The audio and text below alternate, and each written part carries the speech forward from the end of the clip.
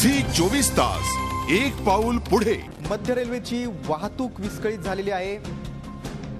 सर्वाधिक फटका हा कर्जतकडे जाणाऱ्या गाड्यांना बसलेला आहे। विठ्ठलवाडी जवळ पेंटाग्राफ तुटल्यामुळे कर्जतकडे जाणाऱ्या गाड्यांना फटका बसलाय। पुण्याकडे जाणाऱ्या गाड्या या खोळंबल्या आहेत।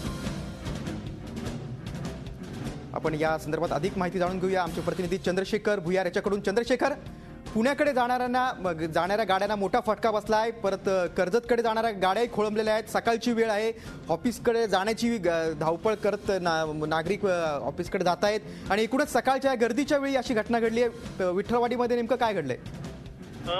गिरीश, अर्धा ते पाऊण तास झाला कर्जतकडे जाणारी लोकलचा पॅन्टोग्राफ विठ्ठलवाडी आणि उल्हासनगर दरम्यान तुटलेला आहे। त्याच्यामुळे वाहतूक आहे जी डाऊन मार्गाची आहे ती विस्कळीत झालेली आहे आणि त्याचा परिणाम अप मार्गावर पण झालेला आहे।